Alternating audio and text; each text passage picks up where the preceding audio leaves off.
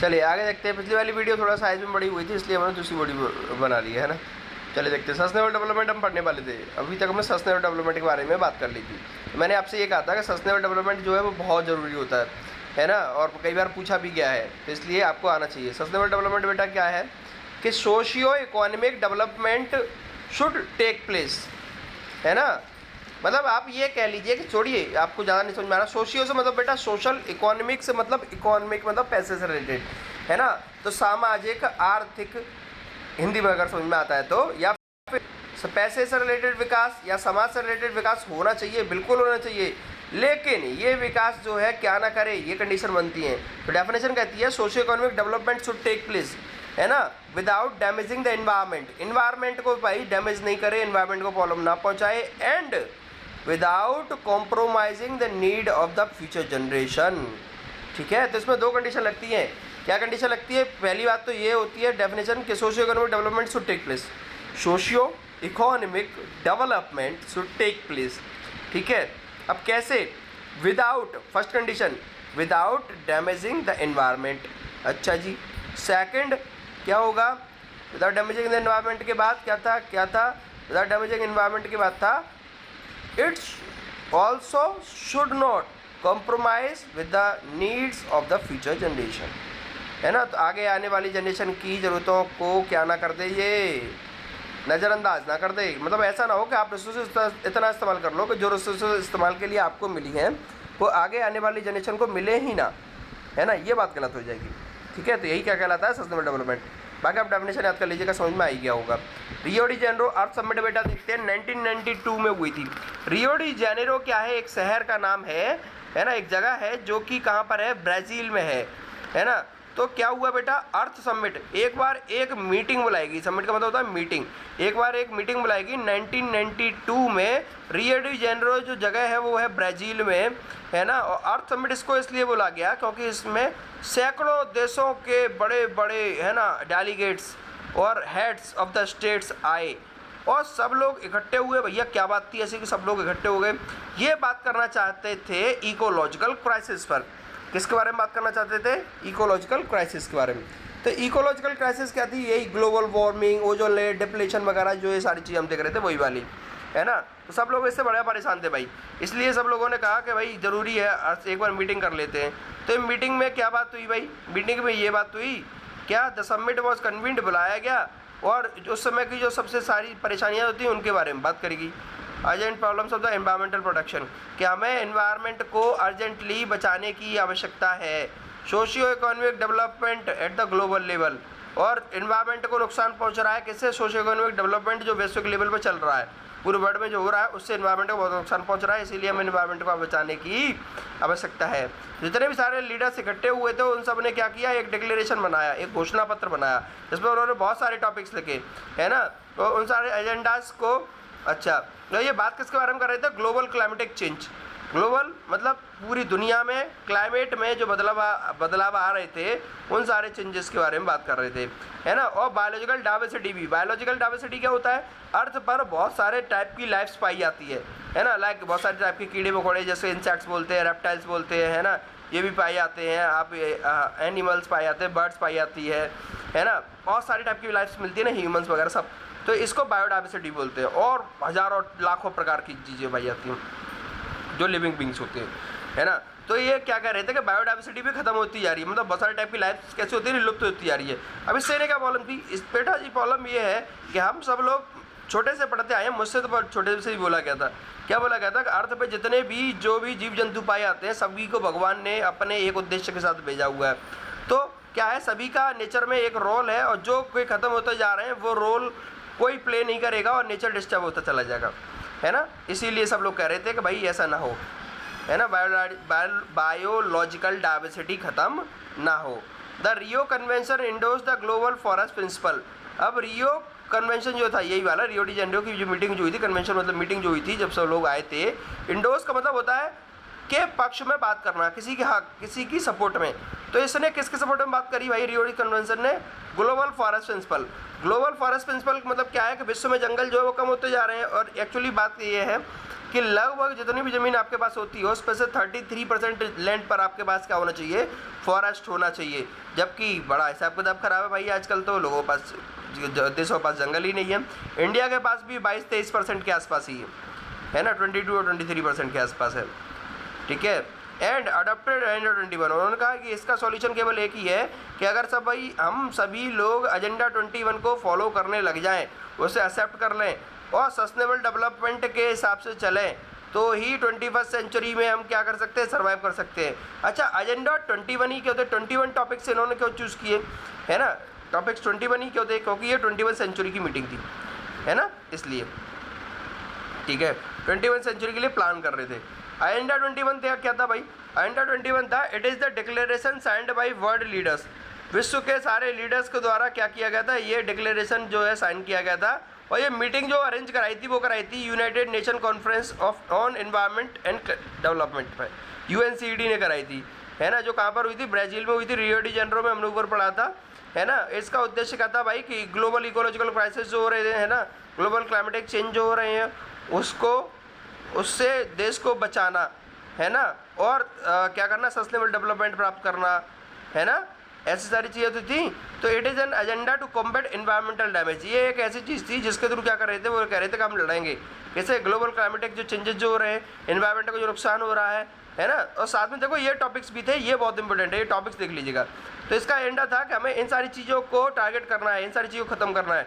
एक तो एनवायरमेंट को जो डैमेज हो रहा है वो नहीं होने देना है, पॉवर्टी को ख़त्म करना है, लोग बीमार होते हैं इसको कम करना है ना। तो किसके, ये कैसे हो पाएगा, जब सब सारी दुनिया के सारे देश, है ना, जब बहुत सारे देश आपस में मिलजुल कर काम करेंगे एक साथ, है ना। अब क्या होता है कि जब भी हम विकास की बातें करते थे भाई, तो कुछ टॉपिक्स तो ऐसे होते हैं जो कॉमन होते हैं, गरीबी सबके पास है, डिजीजेस सबके यहाँ लोग बीमार होते हैं, एनवायरमेंटल डैमेज सबके पास है। तो उन्होंने कहा कि ऐसे बातें जो सबके लिए कॉमन है ना, तो सबके लिए टॉपिक्स कॉमन है, उन टॉपिक्स पर सब लोग मिलकर काम करें, ठीक है, और जिम्मेदारियों को भी शेयर करें, है ना। One major objective of the agenda 21, agenda 21 का मेजर ऑब्जेक्टिव क्या था, मेजर ऑब्जेक्टिव मतलब बड़ी बात एक और थी इसमें, उन्होंने कहा कि भाई कुछ समस्याएं तो सबकी सब एक जैसी होंगी, सारी लीडर्स की, है ना, सेम होंगी, लेकिन कुछ समस्याएं ऐसी होंगी जो हर जगह जगह के हिसाब से आती हैं, है ना, हर देश में स्पेशल होती हैं, अलग अलग होंगी। तो उन्होंने कहा जिसकी जो समस्या है अलग अलग है, उसके लिए वो कंट्री अपना एक अलग से लोकल क्या बनाए, एजेंडा 21 बनाए। उन्होंने कहा केवल अपने लिए, ये तो हमने सबके लिए एजेंडा 21 बनाया, सॉरी, और उन्होंने कहा कि एक अपने लिए इंडिविजुअली सब लोग क्या बना लीजिए, एजेंडा 21, और उसको प्राप्त करने की कोशिश कीजिए। चलिए, ये हो गया यहाँ तक, अब आगे देखते हैं। चलिए आगे देखते हैं अब। तो अब बेटा जी हम बात करते हैं नेक्स्ट टॉपिक हमारा रिसोर्स प्लानिंग। रिसोर्स प्लानिंग क्या है, देखिए कोई चीज़ जब हमारे पास कम होने लग जाती है ना, बहुत ज़्यादा हो कोई चीज़ मेरे पास, तो मैं क्यों प्लान करूँगा। जब हमारे पास चीज़ें कम होने लग जाती हैं, थोड़ी सी रह जाती हैं, तो फिर हम क्या करते हैं बेटा जी, प्लानिंग करते हैं, है ना। तो वही केस है रिसोर्स प्लानिंग। तो अब क्या है, रिसोर्सेज जब जिस तरीके से लोग इस्तेमाल कर रहे हैं उस तरीके से ख़त्म हो जाएंगी, है ना, कम रह जाएंगी, और कम रह गई हैं बहुत सारे रिसोर्सेज। तो इसीलिए अब हमें किसकी आवश्यकता है, अब हमें आवश्यकता है रिसोर्स प्लान करने की। तो planning is the widely accepted strategy for the judicious use of resources. अगर कोई चीज़ आपको तरीके से दिमाग, जुडिशियस मतलब विवेक के साथ, दिमाग का इस्तेमाल करते हुए, है ना, कोई चीज़ अगर आपको सही तरीके से इस्तेमाल करनी है कि वो लंबे समय तक चले और अच्छी हालत में रहे, तो आपको क्या करनी पड़ती है, प्लानिंग करनी पड़ती है। तो it has importance in a country like India, और इसका भारत जैसे देशों में तो भाई बहुत ही महत्व है, क्योंकि यहाँ पे तो लोग ही विचित्र प्रकार के पाए जाते हैं, है ना, जहाँ समझाना मतलब यू कैन अंडरस्टैंड, है ना। तो which has enormous diversity in the availability of resources. तो बेटा जी क्या है, इनॉर्मस मतलब बहुत ज़्यादा, विशाल मेरा ही नाम है ना। विच हैज़ इनॉर्मस डाइवर्सिटी, तो भारत एक ऐसा देश है कि ये बहुत डाइवर्स कंट्री है। यहाँ पर कहीं प्लेन्स हैं, कहीं प्लेट्यूज हैं, कहीं माउंटेन्स हैं, कहीं कहाँ पर हिल्स हैं, कहीं डेजर्ट्स हैं, कहीं पर आइलैंड्स हैं, है ना, प्लेट्यूज हैं। तो ये डाइवर्स कंट्री है। तो जहाँ पर जिस ज़मीन का नेचर जैसा होता है वहाँ पर वही चीज़ पाई जाती है। लाइक प्लेट्यूज पर मिनरल्स पाए जाते हैं, प्लेन्स में फसल अच्छी होती है ना। तो इसी तरीके से ही, इसीलिए वो कह रहा है कि कंट्री डाइवर्स है, तो क्या है कि हर जगह पर अलग अलग प्रकार की चीज़ें पाई जाती हैं। एक जगह पर कोई चीज़ प्रेजेंट होती है, वो दूसरी जगह पर जाकर कोई चीज़ कैसी होती है, अब्सेंट होती है ना। तो डाइवर्सिटी इन द कंट्री तो चलिए बेटा जी, हम बात कर रहे थे, क्या कर रहे थे कि क्या होता है कि बहुत सारी जगह ऐसी होती है जहाँ पर कोई रिसोर्सेज अवेलेबल होती हैं, दूसरी जगह पे वो एब्सेंट हो जाती हैं। जैसे कि मिनरल्स प्लेट्यूज में पाए जाते हैं, प्लेन्स में नहीं होते। प्लेन्स में फसलें बहुत अच्छी होती हैं, क्रॉप्स बहुत अच्छी होती हैं, जबकि प्लेट्यूज में जाके वो नहीं मिलती है ना। तो यही बात है, यही ये पैसेज हमें समझाना चाह रहा है, इसीलिए हमें प्लानिंग की आवश्यकता है। तो why resource planning is essential, है ना। तो इसका भी जवाब हमें इसमें मिलेगा, व्हाट इज रिसोर्स प्लानिंग, इसका भी जवाब हमें मिलेगा नीचे वाले क्वेश्चन, नीचे से फॉर्म होगा नीचे वाले पैसेज से क्या रिसोर्स प्लानिंग इन इंडिया, है ना, डिफाइन या फिर explain the resource planning in India. यहाँ से ये वाला पैसेज फॉर्म होगा और इसकी तो एग्जैक्ट लाइनिंग जैसी जैसी है बिल्कुल वैसे वैसे हमें लिख लेना है ना, एग्जैक्टली याद करना है। तो चलिए फिर आगे बढ़ते हैं। तो हमने क्या देखा कि इंडिया ऐसे केसेस में तो बहुत ज़रूरी है भाई। क्या होता है कि डाइवर्सिटी बहुत ज़्यादा है ना। तो there are regions which are rich in certain types of resources but are deficient in some other resources. तो भाई मैंने बताया जैसे कि मान लीजिए कि प्लेस ए है और प्लेस बी है। तो प्लेस ए पर क्या पाया जाता है, सी वाला मिनरल पाया जाता है, सी रिसोर्स सी पाया जाता है, और प्लेस बी पर कौन सा पाया जाता है, डी पाया जाता है। तो भाई ए पर डी नहीं है और बी पर सी नहीं है, तो इस वजह से ऐसे कहना चाह रहा है वो, है ना। नहीं समझ में आया हो तो लाइन समझ लो क्या कहना चाह रहा है वो। कोई एक जगह पर कोई चीज़ पाई जाती है वो दूसरी जगह पर एब्सेंट हो जाती है, और दूसरी जगह पर जो चीज़ पाई जाती है जरूरी नहीं है वो पहली जगह पर पाई जाए। कम पाई हो सकता है, कम पाई जाए, हो सकता है ज़्यादा पाई जाती हो सकता है बिल्कुल भी ना मिले। जैसे राजस्थान में पानी की बहुत कमी है ना, और ये ब्रह्मपुत्र वगैरह ये यहाँ का रीजन जो रिवर्स वाले रीजन जो है, हिमालय वाले रीजन से यहाँ पर पानी बहुत सारा है ना। तो ऐसे ही करके वो समझाना चाह रहा है। तो there are regions which are rich in certain types of resources but are deficient in some other resource. Deficient मतलब कमी, ठीक है। अच्छा, तो कुछ जगह पर कोई रिसोर्सेज ज़्यादा पाई जाती हैं, कुछ जगह पर कोई रिसोर्सेज कम पाई जाती हैं या एब्सेंट ही हो जाती हैं। तो ये हो गया। अच्छा भाई, they are some regions which can be considered self sufficient in some terms of availability of resources. कुछ जगह ऐसी हैं जहाँ पर बहुत सारी रिसोर्सेज पाई जाती हैं तो वो सेल्फ सफिशिएंट है, आत्मनिर्भर है, उन्हें किसी की आवश्यकता नहीं है। और वहीं पर दूसरी जगह कैसी हैं, in terms of availability of resources and there are some regions which have acute shortage of some resources. बहुत सारी जगह ऐसी हैं जहाँ पर बहुत ज़्यादा वाइटल मतलब इंपॉर्टेंट, तो बहुत ज़्यादा इंपॉर्टेंट रिसोर्सेज जो है वो भी वहाँ पर अवेलेबल नहीं है। ये कौन सी जगह है बेटा जी, ये जगह है एग्जांपल के तौर पर झारखंड हो गया, छत्तीसगढ़ हो गया, मध्य प्रदेश हो गया, रिच इन मिनरल्स, यहाँ पे कोल मिनरल्स वगैरह बहुत सारे पाए जाते हैं। और अरुणाचल प्रदेश में क्या पाया जाता है, पानी बहुत सारा पाया जाता है, but lakhs in infrastructure development. लेकिन यहाँ पर डेवलपमेंट नहीं है बहुत ज़्यादा। जो इंफ्रास्ट्रक्चर जो होता है, इंफ्रास्ट्रक्चर मतलब इंफ्रास्ट्रक्चर का मतलब हो गया कुछ ऐसी चीज़ें जो बहुत इंपॉर्टेंट होती हैं, इंफ्रास्ट्रक्चर डेवलपमेंट कहलाता है। लाइक हॉस्पिटल्स हो गया, लाइक आप कह लीजिए स्कूल्स हो गए, यूनिवर्सिटीज़ हो गए, कॉलेजेस हो गए, है ना, और बहुत सारे इंस्टीट्यूशंस। ऐसे इंस्टीट्यूशन क्या कहलाते हैं, infrastructure development. The state of Rajasthan is very well endowed with solar and wind energy. Rajasthan में भैया सोलर एनर्जी खूब है ना, धूप खूब मिलती है, हवाएं खूब तेज चलती हैं, तो विंड एनर्जी भी खूब सारी है। लेकिन यहाँ पर पानी नहीं है। The cold desert of the Ladakh, Ladakh का कोल्ड डेजर्ट जो रीजन जो है वहाँ पर क्या है, आइसोलेटेड प्लेस है, दूर एकांत वाला क्षेत्र है ना देश का। तो यहाँ पर कल्चरल हेरिटेज है, कल्चरल है ना डाइवर्सिटी है, ये बहुत अच्छा बेनिफिट है हमारे लिए। लेकिन but it is deficient in water, लेकिन यहाँ पर पानी नहीं है इतना ज़्यादा, है ना। इंफ्रास्ट्रक्चर भी डेवलपमेंट भी नहीं है, सब जो बहुत ज़्यादा इंपॉर्टेंट रिसोर्सेज होते हैं वो भी नहीं पाए जाते। तो this calls for balanced resource planning. इसीलिए ये कह रहे हैं, इसलिए रिसोर्स प्लानिंग की आवश्यकता है ना। इसीलिए हमें क्या करना चाहिए, रिसोर्स प्लानिंग करनी चाहिए। और किस लेवल पर, रिसोर्स प्लानिंग नेशनल लेवल पर, स्टेट लेवल पर, रीजनल लोकल लेवल्स पर, सब पर, ठीक है। ये यहाँ से खत्म हो गया। अब आप आगे बढ़ते हैं रिसोर्स प्लानिंग इन इंडिया। चलिए बेटा ये नेक्स्ट टॉपिक की बात करते हैं हम। नेक्स्ट टॉपिक है हमारा resource planning in India. Resource planning is a complex process. Resource planning एक टफ प्रोसेस होता है जिसमें बहुत सारे स्टेप्स होते हैं। तो ये स्टेप्स पॉइंट्स वाइज यहाँ पे दिखाए गए हैं, इनको वर्ड फॉर वर्ड याद कर लीजिएगा बिल्कुल इसी तरीके से। बहुत बार पूछा गया है रिसोर्स प्लानिंग भी, रिसोर्स प्लानिंग इन इंडिया भी, है ना। Why resource planning is necessary, इसका जवाब हमें इसका आंसर मिला था रिसोर्स प्लानिंग वाले आंसर में, मैंने बताया भी था आपको। तो रिसोर्स प्लानिंग भी इंडिया में जो है वो बहुत इंपॉर्टेंट हो जाता है। तो देखो फर्स्ट टॉपिक क्या है, identification and inventory of resource across the regions of the country. क्या करना है, यहाँ से स्टार्ट कीजिए। This involve surveying. सबसे पहले आप सर्वे कीजिए, पता कीजिए कहाँ कहाँ पर कौन कौन से रिसोर्सेज पाई जाती हैं, फिर उसका मैप बनाइए पूरे अच्छे तरीके से। फिर ये पता कीजिए कि जो रिसोर्स जो पाई जा रही है उसकी क्वालिटी कैसी वाली क्वालिटी वहाँ पर पाई जाती है, कैसी वाली रिसोर्स पाई जा रही है। जब आपने क्वालिटी पता कर ली, अब ये पता करोगे कितनी मात्रा में वो वहाँ पर पाया जा रहा है, कितना सारा है, क्वान्टिटी क्या है।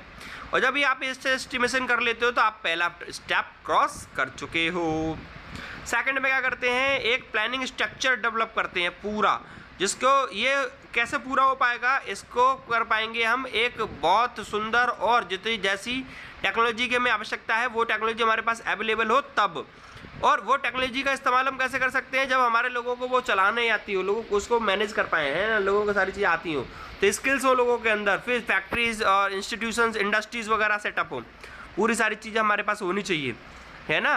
और इसके बाद ये सारी काम जो हम करना चाहते थे वो कर पाएंगे। तो ये हमारा हो गया सेकंड टॉपिक। तो क्या करना चाहिए? एक ऐसी प्लानिंग स्ट्रक्चर डेवलप करो जिसमें क्या हो कि हमारे पास अप्रोप्रिएट टेक्नोलॉजी भी हो, है ना, और स्किल्स भी हो जिससे हम उस टेक्नोलॉजी का इस्तेमाल कर सकें, इंडस्ट्रीज़ भी हो, है ना, ये सारी चीज़ें। तो इसके बाद अब थर्ड पॉइंट है matching the resource development plans with the overall national development plan, है ना। तो रिसोर्स डेवलपमेंट प्लान को मैच करना है, देखना है कंट्री के अकॉर्डिंग कितनी ज़रूरत है, कितना क्या है, कैसे देश में, तो नेशनल डेवलपमेंट प्लान से मैच करो। ये हो गए टॉपिक्स। अब इसके बारे में थोड़ा सा पढ़ लेते हैं। तो इंडिया हैज़ मेड क्या है concerted efforts for achieving the goals of resource planning right from the first 5 year plan launched after independence. India ने जो थे इंडिया के एफर्ट्स इंडिया ने देना स्टार्ट कर दिया था रिसोर्स प्लानिंग को प्राप्त करने के लिए, है ना। रिसोर्स प्लानिंग को प्राप्त करने के लिए इंडिया ने प्रयास पहले 5 ईयर प्लान से ही स्टार्ट कर दिया था। बहुत बढ़िया। तो बेटा जी कमेंट में बताइएगा कि फर्स्ट 5 ईयर प्लान कब लॉन्च हुआ था और 5 ईयर प्लान्स कहाँ से लिए गए हैं और होते क्या हैं, ठीक है। The availability of resources is a necessary condition for the development of any region. Availability of resources जो क्या है वो बहुत क्या है नेसेसरी कंडीशन है किसी देश के किसके लिए, विकास के लिए। रिसोर्सेज होना ही बहुत जरूरी है, रिसोर्सेज नहीं होंगे तो आप डेवलप नहीं हो पाएंगे। But mayor availability of resources, केवल रिसोर्सेज का अवेलेबल होना ही आपके विकास को सुनिश्चित या श्योर नहीं करता है। जैसे कि हमने स्टॉक में पढ़ा था, अवेलेबिलिटी ऑफ रिसोर्सेज होना भी जरूरी है और साथ में अप्रोप्रिएट टेक्नोलॉजी, स्किल्स, इंस्टीट्यूशंस सबका होना जरूरी है, तभी बात बन पाती है ना। But mayor availability of resources in the absence of corresponding changes in the technology में चेंजेस हो रहे हैं वो आपके पास ना हो, आपको पता ना हो कि क्या कैसे क्या चल रहा है लेटेस्ट में, वो सारी चीज़ें। इंस्टीट्यूशन में हिंडर डेवलपमेंट, है ना। अगर इंस्टीट्यूशंस भी नहीं हो, फैक्ट्रीज, इंडस्ट्रियलाइजेशन, इंडस्ट्रीज़ और बहुत सारी चीज़ें ऐसी ज़रूरत पड़ती है, वो सारी चीज़ें ना हो तो क्या होगा?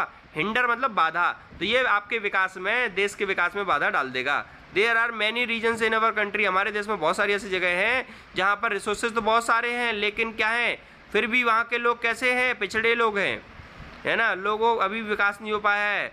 और जबकि दूसरी जगह ऐसी जहाँ पर रिसोर्सेज अवेलेबिलिटी नहीं है, उसके बाद भी वहाँ पर लोग कैसे पाए जाते हैं? प्रॉस्परस, खूब समृद्ध लोग पाए जाते हैं। एक का जवाब मैं दूंगा, दूसरे का जवाब आप देंगे कमेंट में।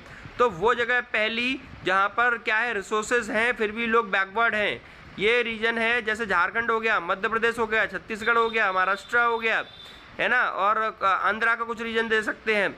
तो ऐसे बहुत सारी जगह हैं, उड़ीसा है जहाँ पर रिसोर्सेज बहुत सारी हैं, इसके बाद भी लोग वहाँ के कैसे हैं? पिछड़े हुए लोग हैं। क्यों? क्योंकि वहाँ से जो लोग रिसोर्सेज वगैरह निकालते हैं वो लोग नहीं चाहते हैं कि भैया हम इसका इस्तेमाल किसके लिए करें, इन लोगों के लिए कुछ फंड उन लोगों के लिए भी लगाएं। ठीक है, यहाँ तो समझ में आ गया। नेक्स्ट, और आज हम करेंगे कंजर्वेशन रिसोर्सेज से पहले वाले टॉपिक तक। तो हिस्ट्री ऑफ कॉलोनाइजेशन भी यही बताती है हमें, क्या कहती है कि हमारा देश या वो देश जिनके पास पहले बहुत सारे रिसोर्सेज थे, इसीलिए बाहर के देशों ने आकर उन पर आक्रमण किया और उन पर अपना कब्जा किया, उनको अपनी कॉलोनीज बनाया। हालांकि ब्रिटिश जब इंडिया आए थे तो भारत को अपना गुलाम नहीं बनाना चाहते थे, बल्कि वो भारत के साथ व्यापार करना चाहते थे। एक्चुअली ये चाहते थे कि सस्ती दामों पर सारी चीज़ हमें यहाँ से मिल जाए, महंगे दामों पर हमें इनको बेचें। यही कॉलोनाइजेशन था, है ना। तो फॉरेन इन्वेडर्स मतलब विदेशी आक्रमण करने वाले लोग। It was primarily the higher level of technological development of the colonising country that help them to exploit resources of the other regions and establish their supremacy over the colonies. अब भैया वो बड़े बड़े लोग थे, यूरोप से आए थे, तो भैया वहाँ पर डेवलपमेंट पहले ही हो चुका था, वहाँ पर इंडस्ट्रियलाइजेशन पहले ही आ चुका था, है ना। तो इसलिए उनके पास टेक्नोलॉजी थी, तो वो हमारे रिसोर्स का अच्छे से इस्तेमाल कर सकते थे, इसीलिए वो यहाँ पर आए। उन्होंने कहा टेक्नोलॉजी हमारे पास है, रिसोर्स वहाँ पर है, इनको हम कब्जा कर लेते हैं और ऐसे फ़ायदा उठा लेते हैं। ऐसी सारी चीज़ें हुई, ठीक है। तो therefore resources can contribute to development only when they are accompanied by appropriate technology. भैया रिसोर्सेज विकास में केवल तभी सहयोग कर सकती हैं, हेल्प कर सकती हैं, जब आपके पास उसके इस्तेमाल करने के लिए टेक्नोलॉजी हो, है ना, इंस्टीट्यूशंस हो, स्किल्स हो। ये सारी चीज़ें होने के बाद ही आप ऐसा कर सकते हैं, ठीक है, तभी तो बात बनेगी। अदरवाइज कैसे कर पाएंगे आप एप्रोप्रिएट। अब देखिए, therefore resources can contribute to the development only when they are accompanied by appropriate technology development, institutional changes. ठीक है, India has experienced all this in different phases of colonisation. भारत ने धीरे धीरे अपना विकास किया है और ये सारी चीज़ें भारत ने कॉलोनाइजेशन के टाइम पे भी देखी थी, जो भारत के साथ हुआ था उसमें सब। Therefore in India development is general, है ना, and resource development in particular does not only involve the availability of resources. Bharat के केस में भी पैसा वैसा ही है, क्या है कि केवल रिसोर्स होने से ही कुछ काम नहीं बनेगा, बल्कि आपके पास टेक्नोलॉजी भी होनी चाहिए, स्किल्स भी होने चाहिए, ह्यूमन रिसोर्स भी होने चाहिए। ह्यूमन रिसोर्स हम 9th के चैप्टर इकोनॉमिक्स में चैप्टर 2 में पढ़कर आए थे। क्या था उसमें? ह्यूमन रिसोर्स का मतलब ये था कि humans are converted into the resources, humans are converted into the resources by making investment on their health, education and training, है ना। जब लोगों को पढ़ा लिखा के तैयार कर देते हैं, जब वो पैसे कमाने लायक हो जाते हैं, जब वो सोसाइटी की हेल्प करने लायक हो जाते हैं, तो वो ह्यूमन रिसोर्स कहलाते हैं। ठीक है, and the historical experience of the people. चलिए, ये यहाँ तक हमें समझ में आ गया। भैया अब आती बात कंजर्वेशन की, तो रिसोर्स जब कम हो रही है तो फिर क्या करना पड़ेगा हमें, कैसे रिसोर्स बचाएंगे। Resource are vital for the development of any country, ये उन्होंने पढ़ी लिया एक्टिविटी, है ना। बट इरेशनल कंजप्शन, लेकिन हम बिना सोचे समझे इनका जो इस्तेमाल कर रहे हैं, यही हमें समस्या कर रही है। ओवर यूटिलाइजेशन कर रहे हैं, इनका जितना इस्तेमाल नहीं करना चाहिए उससे ज़्यादा इस्तेमाल कर रहे हैं। तो why conservation of resources is essential, why resource conservation is essential, इसका आंसर हमें यहाँ से मिल रहा है। Resources are vital for any development activity, है ना। अब कहाँ से मिला? इरेशनल कंजप्शन करते हैं हम, उसका रिसोर्सेज का ज़्यादा से ज़्यादा इस्तेमाल करते हैं। सोशियो इकोनॉमिक डेवलपमेंट जो हो रहा है उसमें बहुत ज़्यादा ओवर यूटिलाइजेशन हो रहा है, मिसयूज़ हो रहा है चीज़ों का, है ना, जिससे इन्वायरमेंटल प्रॉब्लम्स हो रही हैं। इन सारी चीज़ों को सॉल्व करने के लिए हमें सोचना पड़ेगा किसके बारे में, रिसोर्सेज के कंजर्वेशन के बारे में, और जुडिशियस यूजेज ऑफ रिसोर्सेज के बारे में। समझ में आ गया? This had been the main concern of the leaders and thinkers, है ना, इन द पास्ट में भी बहुत सारे लोग इसके बारे में सोचा करते थे, इवन आज ही नहीं। तो गांधी जी ने बहुत सुंदर बात कही थी बेटा जी, कई बार पूछा गया है, क्या कहा था कि there is enough for everybody's need. उन्होंने कहा था भाई लोगों की ज़रूरत पूरी करने के लिए हमारे पास बहुत सारा कुछ है, लेकिन किसी के लालच पूरे करने के लिए हमारे पास नहीं है। There is enough for everybody's need and not for anybody's greed. किसी के लालच पूरा करने के लिए हमारे पास नहीं है, आपकी ज़रूरतें पूरा कर सकते हैं, इतना हमारे पास है। He place the greedy and selfish individuals and exploitative nature of the modern technology as the root cause. उन्होंने कहा यही कारण है जिसकी वजह से ये सारी चीज़ें हो रही हैं। रिसोर्स कंजर्वेशन की आवश्यकता हमें पड़ी है, तो उसका कारण यही है। क्या है? क्या लालची लोग क्या कर रहे हैं, चीज़ों को इकट्ठा करते जा रहे हैं, हमारे पास करते जा रहे हैं, है ना, एक्यूमुलेशन। फिर उसके बाद क्या है, चीज़ों का एक्सप्लॉइटेशन जो हो रहा है, मिसयूज जो हो रहा है, ओवर यूटिलाइजेशन जो हो रहा है, और ये किसके थ्रू हो रहा है? टेक्नोलॉजी के थ्रू। उन्होंने कहा यही जड़ है इसकी। तो उन्होंने क्या रास्ता बताया उसका? उन्होंने कहा कि भैया चीज़ों को आप इतनी बड़ी मात्रा में प्रोड्यूस करो ही मत जितनी मात्रा में आप प्रोड्यूस कर रहे हो। मास प्रोडक्शन नहीं, प्रोडक्शन बाई मासेस चाहिए। प्रोडक्शन बाई मासेस का मतलब क्या था? प्रोडक्शन बाई मासेस का मतलब ये था कि मास मतलब ये जो है रिसोर्सेज जो है इनको बहुत सारे लोगों से प्रोड्यूस करवाइए। उन्होंने कहा था कि जितनी सारी रिसोर्सेज हैं इनको बहुत सारे लोग प्रोड्यूस करें, है ना, जिससे क्या होगा, ज़्यादातर लोगों को क्या मिलेगा, ज़्यादातर लोगों को एम्प्लॉयमेंट मिलेगा, चीज़ें भी कम प्रोड्यूस होंगी, है ना, वेस्ट भी नहीं होगा, लोगों का काम भी चल पाएगा और लोगों को एम्प्लॉयमेंट भी मिल पाएगा, है ना। तो ऐसे ही ये लास्ट टॉपिक और बचा हुआ है इसका। At the international level the club of the Rome Italy की कैपिटल है ना, तो एक क्लब ऑफ रोम है, वो बात कर रहा था किसके बारे में, रिसोर्स कंजर्वेशन के बारे में। तो उसने क्या बात कही थी, है ना, फर्स्ट टाइम उसने सबसे पहले सिस्टमेटिक वे के बारे में बात करी कि रिसोर्स कंजर्वेशन होना चाहिए एक तरीके से 1968 में। इसके बाद दोबारा बात हुई 1974 में गांधीयन फिलॉसफी। गांधी जी भी रिसोर्स के कंजर्वेशन के बारे में बात करते थे, ऊपर हमने पढ़ा था। तो क्या था, गांधी जी की फिलॉसफी को फॉलो करते हुए सुकामर एक पर्सन थे जिन्होंने एक बुक लिखी थी, स्मॉल इज ब्यूटीफुल, बहुत अच्छी बुक थी, है ना। तो ये भी बहुत इंपॉर्टेंट बन जाता है कि वो बुक किसने लिखी थी, गांधीयन फिलॉसफी भी बेस्ड थी, किस बारे में बात करती है, नाम क्या था बुक का। This seminal contribution with respect to the resource conservation at the global level was made by the Brundtland commission report. ठीक है, तो ये कमीशन ने रिपोर्ट दी थी 1987 में, और इसी ने ही सबसे पहली बार सस्टेनेबल डेवलपमेंट की बात करी थी। It as a means for resource conservation, किसके बारे में, रिसोर्स कंजर्वेशन के बारे में। सस्टेनेबल डेवलपमेंट भी रिसोर्स कंजर्वेशन कर सकता है, यही एक तरीका है। Which was subsequently publish in a book, इसको बाद में पब्लिश किया गया एक किताब में जिसका नाम था अवर कॉमन फ्यूचर, है ना। और उसके बाद रियो डी जेनेरो अर्थ समिट 1992 में तो हमने पढ़ी ही थी, ठीक है। तो अब कंजर्वेशन के तरीके हमने क्या देखे, कंजर्वेशन के तरीके बेटा पहले तो ये है कि जो ओवर यूटिलाइजेशन कर रहे हैं उसको कम करो, मिसयूज चीज़ों को कम करो, एक्सप्लॉयटेटिव नेचर चीज़ों को कम करो, टेक्नोलॉजिकल जो हो रहा है, गांधी जी ने जो बोला था प्रोडक्शन बाई मासेस नहीं, सॉरी मास प्रोडक्शन नहीं बल्कि प्रोडक्शन बाई मासेस करो, ये वाली लाइन जो ऊपर जो थी वो काम में आएगी। There is enough for everybody's need, है ना, नॉट फॉर एनीबडीज ग्रीड। दूसरी बात, जब भी रिसोर्स कंजर्वेशन की आए तो आप 3R फॉर्मूला लगाओ। 3R फॉर्मूला क्या होता है? 3R फॉर्मूला होता है बेटा जी रिड्यूस, रीयूज और रिसाइकल। रिड्यूज, रीयूज और रिसाइकल। चीज़ों का क्या करो, कम इस्तेमाल करो। रीयूज हो सके तो चीज़ों को दोबारा बार बार इस्तेमाल करो, और क्या करो, रिसाइकल करके इस्तेमाल करने की कोशिश करो। इसके साथ ये वीडियो खत्म होती है। नेक्स्ट वीडियो में हम लैंड रिसोर्सेज के बारे में बात करेंगे। Thank you.